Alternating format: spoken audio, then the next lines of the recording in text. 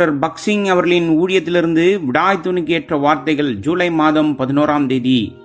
ஜனங்களே, எக்காலத்திலும் அவரை நம்புங்கள், தேவன் நமக்கு அடைக்கலமாயிருக்கிறார். சேலா. சங்கீதத்தின் புஸ்தகம் 62வது சங்கீதம் 8வது வசனம். 2வது அடைக்கல பட்டணம் சீக்கேம் ஆகும். யோசுவா புஸ்தகம் 20வது அதிகாரம் 2 மற்றும் 7வது வசனங்கள். சீக்கேம் என்றால் தோள்பட்டை என்று பொருள். கர்த்தராய் இயேசு கிறிஸ்து நம்முடைய மீட்பர் மற்றும் இரட்சகர் மட்டுமல்ல, அவர் நம்முடைய சுமை தாங்கியாயிருக்கிறார். அவர் மத்தேயு சுவிசேஷம் 11வது அதிகாரம் 28வது வசனத்தில் சொல்கிறார், வருத்தப்பட்டு பாரம் சுமக்கிறவர்களே, நீங்கள் எல்லாரும் என்னிடத்தில் வாருங்கள், நான் உங்களுக்கு இளைப்பாறுதல் தருவேன். நம்முடைய எல்லா சுமைகளையும் சுமக்க அவர் உறுதியளிக்கிறார். பலர் அவரை பாவங்களை மன்னிப்பவராக அறிந்திருக்கிறார்கள், ஆனால் அவரை ஒருபோதும் தங்கள் சீக்கியமாக அனுபவிக்க முன்வரவில்லை. எவ்வளவு பாரமாக இருந்தாலும் அவருடைய தோளில் எந்த பாரத்தையும் நாம் சுமத்தலாம். கர்த்தர் மேல் உன் பாரத்தை வைத்துவிடு, அவர் உன்னை ஆதரிப்பார். நீதிமானை ஒருபோதும் தள்ளாட ஒட்டார். சங்கீதத்தின் புஸ்தகம் 55வது அதிகாரம் 22வது வசனம். கர்த்தரின் தோள்கள் பலமாக இருப்பதால் அவை தனிப்பட்டவையாக இருந்தாலும் சரி, அல்லது நம் குடும்பத்தின் தேவையாக இருந்தாலும் சரி, அல்லது சபை தொடர்பானவையாக இருந்தாலும் சரி, நம்முடைய எல்லா பாரங்களையும் கர்த்தர் மீது வைக்கலாம். நம்முடைய எல்லா சுமைகளையும் தாங்க அவரால் முடியும்.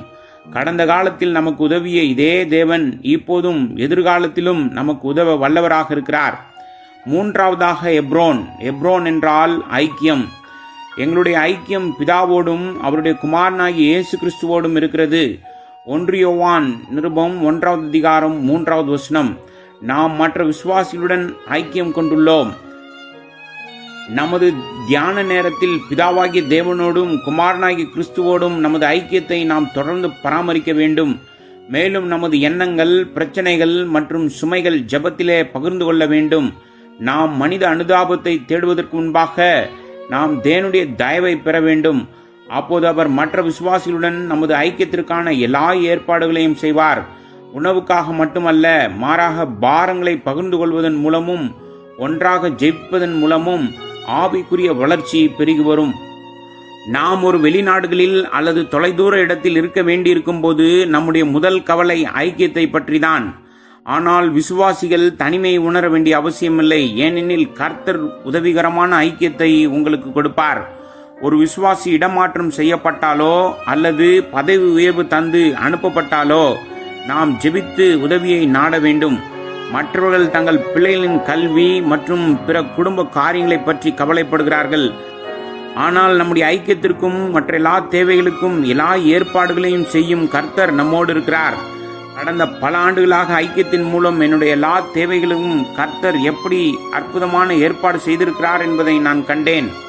நான் 1929வது வருடம் டிசம்பரில் இயேசுவை ஏற்றுக்கொண்ட பிறகு என்னுடைய முதல் ஜெபம், ஆண்டவரே, நான் உயர்தரமான மரச்சாமான்கள் மற்றும் அனைத்து வசதிகளோடு கூடிய நல்ல வீடுகளில் தங்கியிருக்கிறேன். ஆனால் நான் ஒருபோதும் உண்மையான கிறிஸ்துவ வீட்டில் தங்கியதில்லை.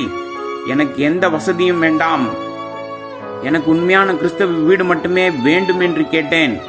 அதே வாரத்தில் ஒரு பெண்மணி என்னிடத்தில் வந்து, நீர் இங்கு அந்நியர் என்று கேள்விப்பட்டோம், எங்களிடம் ஒரு அறை காலியாக இருக்கிறது, நீங்கள் இங்கே இருக்கும் வரை அங்கேயே தங்கலாம் என்றால். அதை பற்றி நான் ஜெபித்து சொல்வதாக சொன்னேன். ஆனால் என் இதயத்தில் நான் இந்த வாய்ப்பை ஏற்க விரும்பினேன். நான் அதை பற்றி ஜெபித்தபோது கர்த்தர் என்னிடம், இதுதான் நான் உனக்கு கொடுத்த வீடு என்றார். சில வாரங்களுக்கு பிறகு நான் அந்த வீட்டிற்கு மாறினேன். அது ஒரு மகிழ்ச்சியான கிறிஸ்துவ இல்லமாக காணப்பட்டது. அங்கேதான் தேவனுடைய ஊழியத்திற்கான அழைப்பை கேட்டு அவருக்கு ஊழியம் செய்ய முடிவு செய்தேன். அவர்கள் மூலம் பல நல்ல கிறிஸ்தவர்களை சந்திக்கும் வாய்ப்பு எனக்கு கிடைத்தது. அப்போது என் ஐக்கியத்திற்காக அவர் செய்த எல்லா ஏற்பாடுகளுக்காகவும் நான் தேவனுக்கு நன்றி கூறுகிறேன்.